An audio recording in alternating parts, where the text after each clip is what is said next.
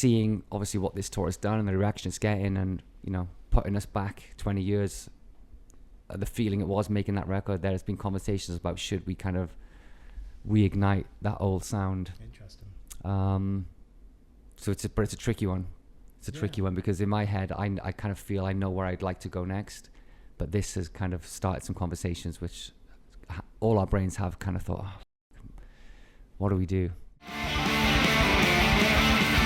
Hey guys, James Wilson-Taylor here for Roxanne. We are backstage in Glasgow today. Bullet for my Valentine on the road once again with their friends in Trivium. I'm delighted to say that Matt Tuck joins me now. How you doing, Matt? I'm very well, thank you. How are you? Not too bad, man. Not too bad. We're coming up to night 3, I think, of the tour here. Today's number 3. Amazing. How are those first 2 nights in Cardiff gone for you? Yeah, it was incredible. Obviously, we have a large following and a large family and friend kind of community and network as well. So night 1 was just complete chaos behind the scenes and out front, and a lot of distractions, a lot of noise. We didn't really feel like it was a show almost. It was weird, but it was fantastic. We haven't played since December 2023.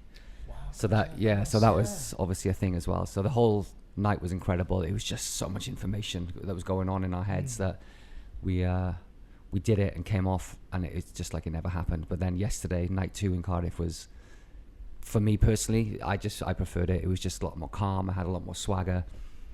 And it was just, it just felt like business as usual. But night 1 was just day 1 chaos. Yeah. And in your backyard. Yeah. So which adds an extra element for sure. Element of stress and stuff, yeah. But it's fantastic, man. Amazing. I mean, tell me about that, because I hadn't quite considered. Of course, we know that you're going to be working up some older songs you haven't played in a minute because of the nature of this set and all that stuff. But of course, I hadn't quite clocked. 2024, nothing in the live calendar. That's got to be. No. I mean, did it take a minute to brush those cobwebs away, or were you straight back at it? We were straight back at it. I mean, being in a rehearsal room and being on stage is a very different thing. Sure. We know that. We've been doing it a long time, so we weren't surprised that there were some things to tweak after the first night. There was some notes to be made and adjustments to be made, and which we did yesterday at night 2. And those little differences made yesterday so much more slicker and enjoyable and calm and everything like that. So we know what we're doing. But night 1 on any tour after a break is first day back at school kind of vibes. What I mean? But no, it was great. Yeah, so absolutely. Good. And it's exciting to see you guys back in arenas, obviously doing. I mean, you're a braver man than I saw you. All the boys were at the top of the O2 the other week, which is a terrifying thought to me. But how's that experience? Especially in the weather we've been having recently. That looked like hell up there. Yeah, well, that was actually done before we did the press conference in February 2024. Wow, okay. So that was nearly a year ago now. But yeah, that day was horrific. It was such a fun day because both bands were together for the first time for the announcement. And, we knew what was happening. No one else did. And it was just, we had this energy and this buzz of what was to come. But one of the ideas was to do the O2 climb, take some pictures up there and just promote that show as well as the tour. And as soon as we made our way up, the heavens opened, hailstorm for about an hour. And it was about -2. My God. It was horrendous. But it added to the experience. But the Floridian boys were like very confused. I bet they were really feeling it. Is this what it's always like in the UK? Yes, like, kind of, guys. Tops off. We were like, this is nothing. This is chill. This is how we all grow up around these parts. Absolutely fine. I guess the other nice thing when you're doing a tour like this, obviously based largely around an album anniversary with the Poison there, it's got to be nice seeing not just people like myself of a certain age coming back who were there the first time. I imagine a lot of newer audiences showing up for these shows already. Is that something you've noticed in a big way? Yeah, 100%. Obviously, the tour is going to appeal to a certain age of people that were around back in 2004, 2005, 2006 and onwards when the band first broke, and it was probably a moment in their lives where they discovered metal or they have a nostalgic connection with it somewhat, which is kind of what these tours are about, is nostalgia, you know what I mean? So, but every night we've seen kids as young as 5, 6 on their dad's shoulders and Bullet t-shirts on rocking out. So there's probably like, I'd say like there's easily 3 generations of human beings that come to our show now, That's like nice. Dudes that were probably maybe in their 40s, mid-40s, 20 years ago when it came out. Their sons are coming or daughters and they're bringing their kids who are like 10 years, it's just like, it's wild, man. 20 years is a long time, a lot of life can happen in 20 years. So, and we're seeing it in the crowd, there was fist bumping going on at the hellhole with some little kids yesterday with, barely probably 5, 6 years old, but just having the best time ever there with their dads and their parents and stuff. And brilliant, man. It's beautiful. Yeah, that's what it's all about, man. That's so nice to see that definitely develop. And I guess what will have helped that as well, we've got to mention the reissue that came out last year. So that's always a lovely thing, I think, being able to go back and, not just celebrate on the stage like this, but actually really delve into that archive a little bit, kind of dust things off a little bit. Must have been a very nostalgic experience, but did you discover anything you'd maybe forgotten about that time? Anything new you kind of picked up on? Both, yeah. Like, once that moment came and gone when we were putting the album together musically, creatively, and then it came out, and then you just move on with your life, and lots happened in our lives with Bullet since then, like 8 albums or something now we're on. And that was number 1. Yeah. So there's been a lot of information and a lot of creative input into Bullet's career since that moment. So to go back and rediscover the old artwork, even for the singles, for like Tears Don't Fall, all these things you just forget, and bring them back to life in 2025 was cool. It was definitely a trip down memory lane. It was quite emotional as well. So some of it, you know what I mean? Because we were going through stuff which we haven't seen for so long, and then instantly remember what was happening when we were kind of had the ideas to put certain things together, whether it be the art or the music, when we've talked about track to track kind of things. And then your brain tries to comprehend the 20-year thing, and it's weird, it's amazing, but it is a struggle to think that how quick that amount of time can pass you by. And just a lesson for us as a band, me and Padge especially, to try and enjoy it a bit more often and not take it so seriously, because once you're on that train, we put our lives have just been dedicated to what we do, as it is with most people that have careers, that's what you do, but you tend to kind of just move on and forget about certain things. And this tour and the reissue of it has made us stop, take a step back and relive that moment, which went by in a flash, So it's just been cool. It's been Trivium guys have had the exact same thing, No, of course. No, it's so nice to be able to celebrate with them, actually, of course, and just it's cool. coming at the same we have time. so much kind of chemistry as people and as a band. There's so much connection creatively and story and our upbringings and our age. They're the perfect band to do this with. It just makes total sense. I mean, I'm sure it's a question you must have been asked loads. I mean, you touched on it a little bit there, but does it really feel like 20 years, or does it still feel very vivid in your memory? It's very fresh, man. Yeah. I don't know what 20 years is supposed to feel like, but I'm sure it's not this. Right, you know what I mean? It's if that amount of time goes by again that quickly, then I'm not gonna say how old I will be, but it's like, I've all my life has been dedicated to being in this band, and I wouldn't change anything for the world, but when you have a moment like this, you do think about time and how precious it really is, You really have to just enjoy the moment, enjoy life. And when you're back then, when I was like 23, 24, when it was all really starting to kick off, you're just not really focusing on that. You're just on the journey and enjoying it and just focusing on the future and having a laugh. You don't embrace it, you don't appreciate it, you don't remember it. You just go. And Bullet's ascendancy, excuse the pun, up until Fever was unstoppable, and we didn't really have a chance to think or stop until like 2012, 2013, nearly 8 years after the first one. That's our journey was berserk, really mental, and again, you don't think of it, we just thought that's how things were, right? Because we didn't know any different.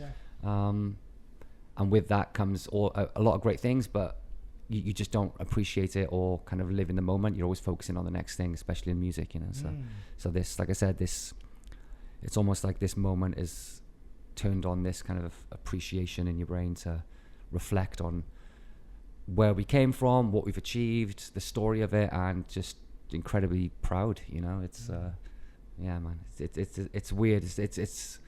It's high, but it's emotional at the same time. It's a weird feeling, but yeah, it's cool, man. It's a beautiful thing. It's hard to describe. The whole thing about the reissue is getting it out there as if it's a fresh, exciting new product for people that weren't around when the first one came out, really. So you may as well just, that whole moment is a time capsule. So. Well, and speaking of that, the time capsule thing, something I always kind of ask people when we've got these kind of reissues and stuff coming out, when you're delving back into that era so much as you are on these shows in that reissue, how does that affect where you want to go next? It's like, I mean, you guys have changed and developed so much, but when you're fully immersing yourself in that moment and what that sound was and what that time was, it must affect, even if it's something like, I don't want to do that again, even if you're pushing away from it, where does it go next? Well, we've already gone there.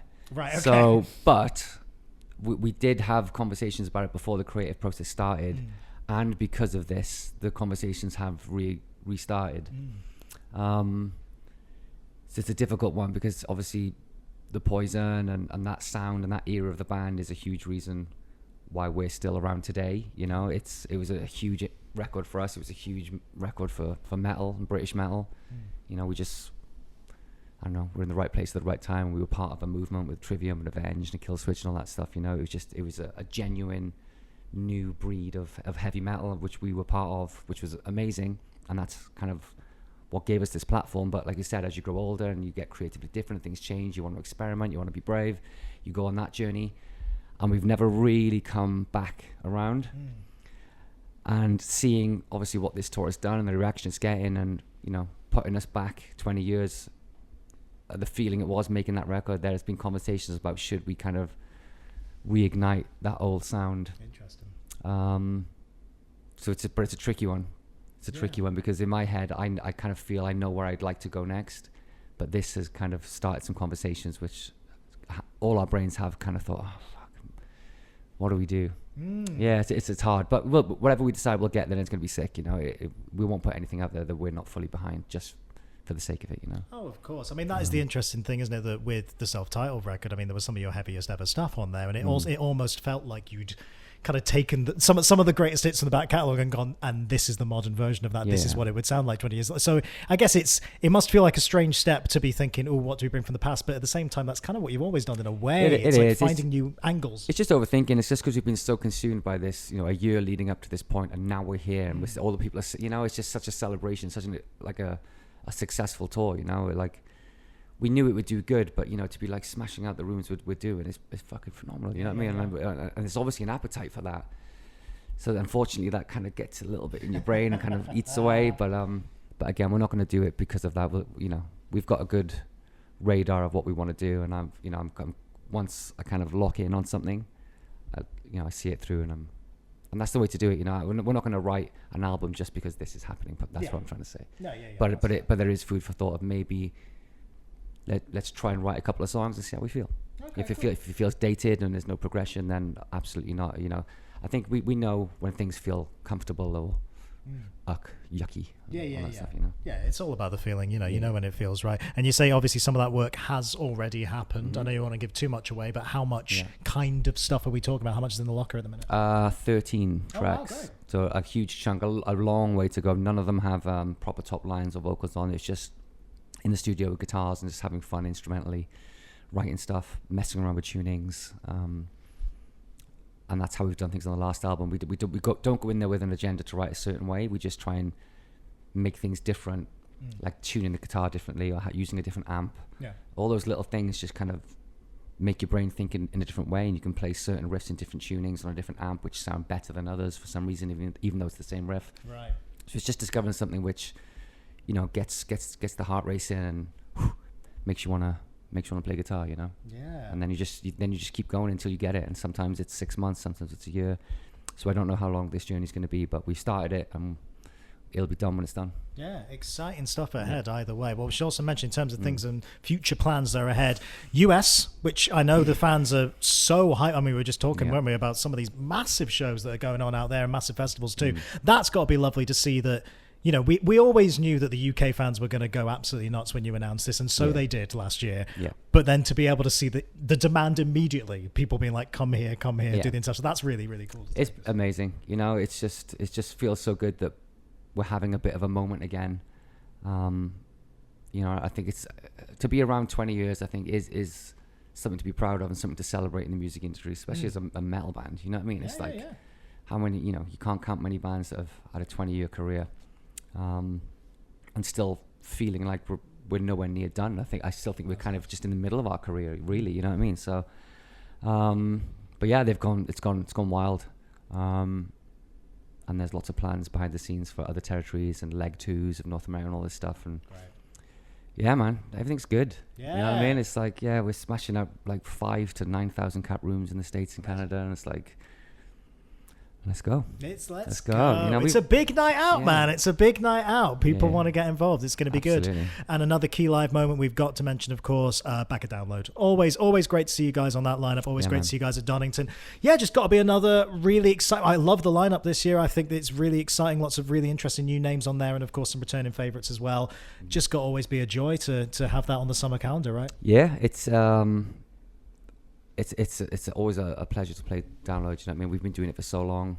It was our first major festival we ever played in 2004, but we were an unsigned act. We got an opportunity to play like the small stage, and since then we've just had a beautiful relationship. You know, we tend not to try and play for the sake of it. You know, it's think the last time we played was the pilot event, Yeah. which that out of every time we've played, that was probably felt the most special. Yeah. I think just because of the occasion it was and what it meant and the headspace everyone was in at that time. It felt really good to have the call to do that.